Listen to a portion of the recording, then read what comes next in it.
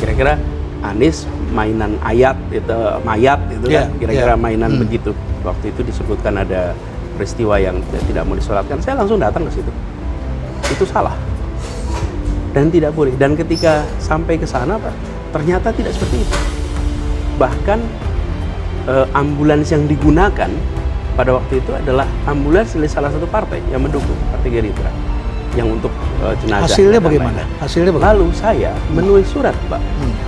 Saya menulis surat meminta kepada semua, itu bulan Maret kalau tidak salah 2017, bahwa tidak boleh ada kampanye seperti itu dan tidak boleh, itu kewajiban kita kepada semuanya. Umat Islam diminta tidak termakan isu larangan menyalatkan jenazah pendukung penista agama yang dulu berhembus kencang. Anies Baswedan sama sekali tidak mendukung perilaku tersebut. Fitnah-fitnah tersebut dilontarkan oleh para pembenci Anies Baswedan. Bahkan sampai saat ini Anies Baswedan dituding menjual ayat dan mayat. Informasi yang terus dihembuskan, beredar warga menolak memandikan dan menyalati jenazah karena memilih pasangan Ahok dan Jarot di putaran pertama Pilkada DKI Jakarta.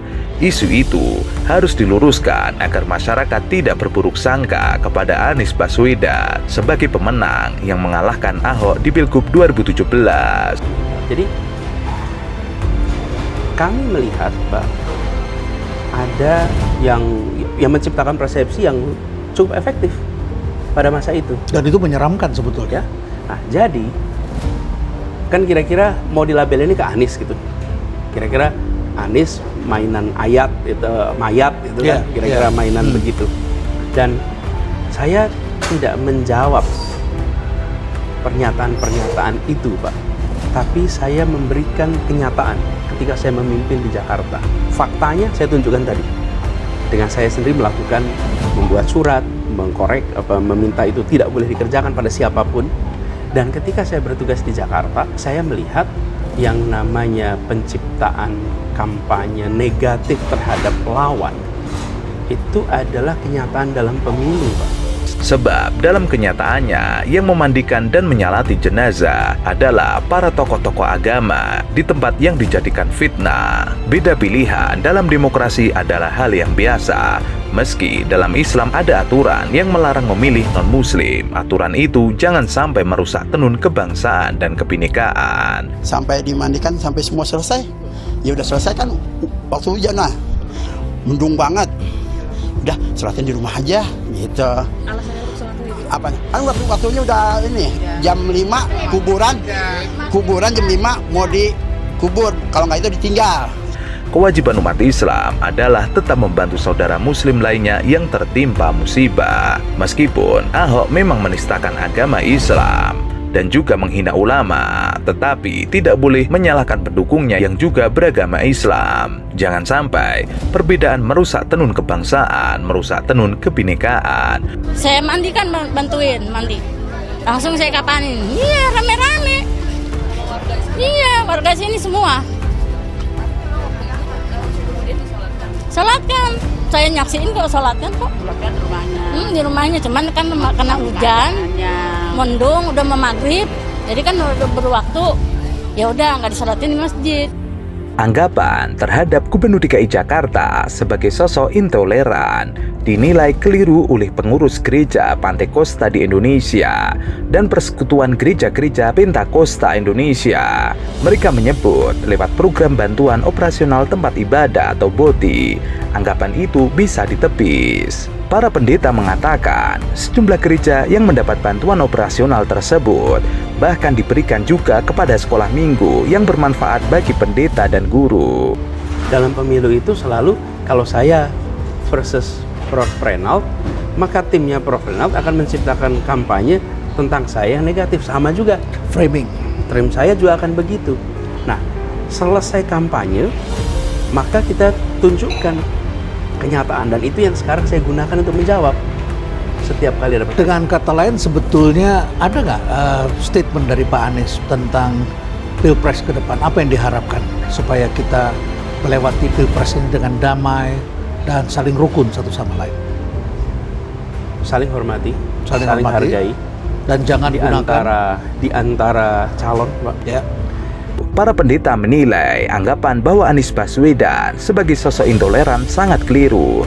Pasalnya, selama Anies memimpin Jakarta sangat berarti bagi para pengurus gereja. Jadi rumor mengenai Anies semua adalah keliru. Sentuhan sosial Anies khususnya untuk gereja sangat berarti. Ketua Majelis Daerah Gereja DKI Jakarta hampir 1.000 gembala menyampaikan kepada Anies Baswedan terima kasih atas bantuan boti. Tuhan memberkati Anies. Selain itu, beberapa pendeta lainnya turut memuji kepemimpinan Anies Baswedan di DKI Jakarta menunjukkan sosok nasionalis. Semua berita yang beredar bahwa Anies intoleran adalah keliru. Anies sangat nasionalis dan juga keluarga nasional.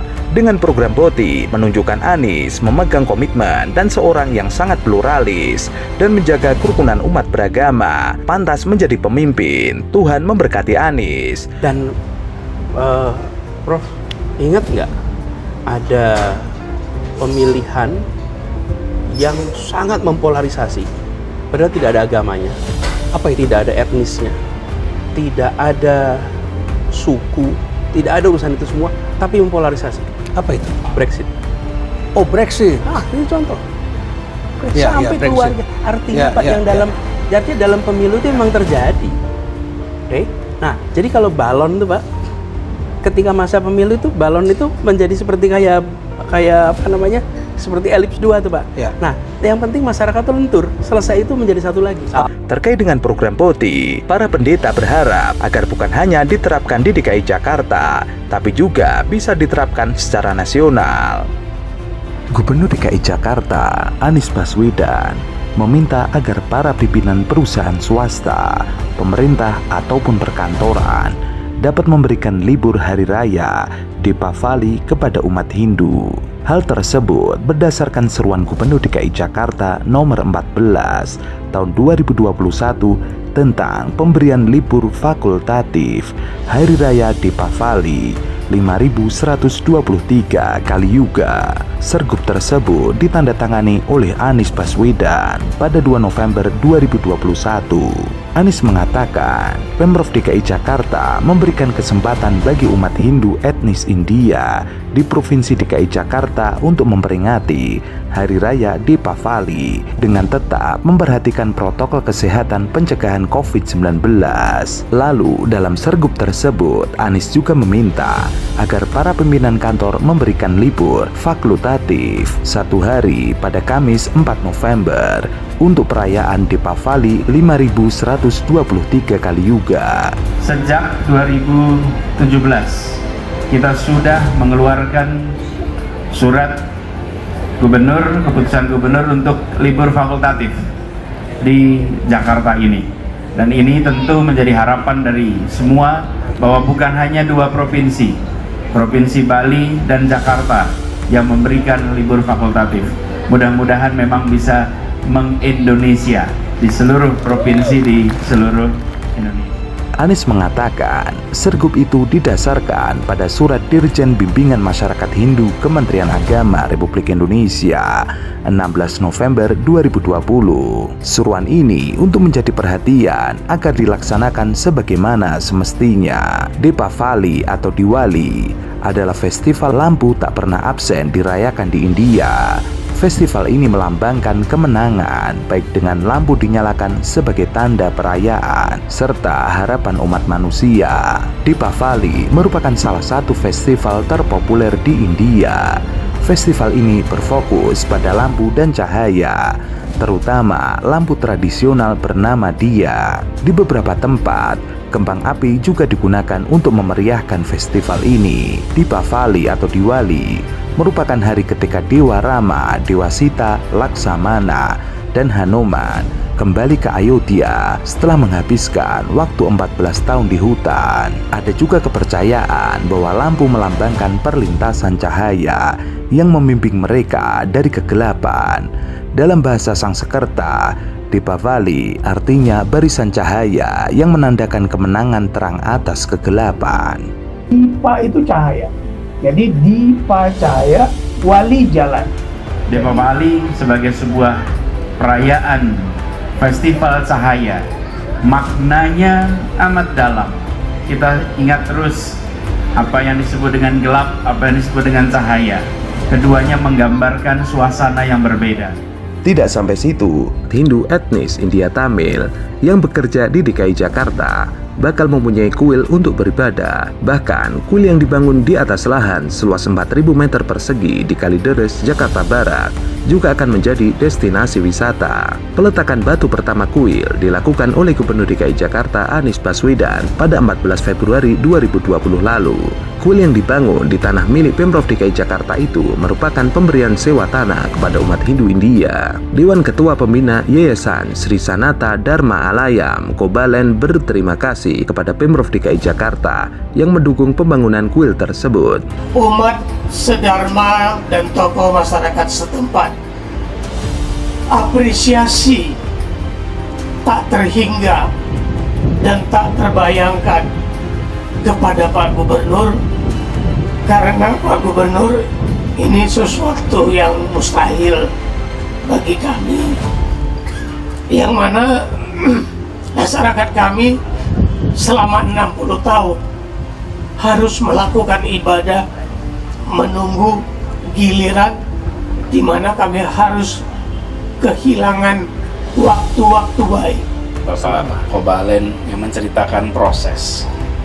Disampaikan tadi 60 tahun lebih penantian masyarakat Hindu, khususnya keturunan Tamil, untuk bisa memiliki rumah ibadah. Kehadirannya di tanah air sudah ratusan tahun, dan di Jakarta menunggu lebih dari 60 tahun. Dan hari ini penantian itu mendapatkan akhirnya. Hari ini babak baru dimulai. Karena itu ketika ditanya, apa tugas paling dasar dari pemerintah? Tugas paling dasar dari pemerintah adalah mencapai keadilan sosial, membawa masyarakat menuju keadilan sosial. Disitulah fungsi paling dasar.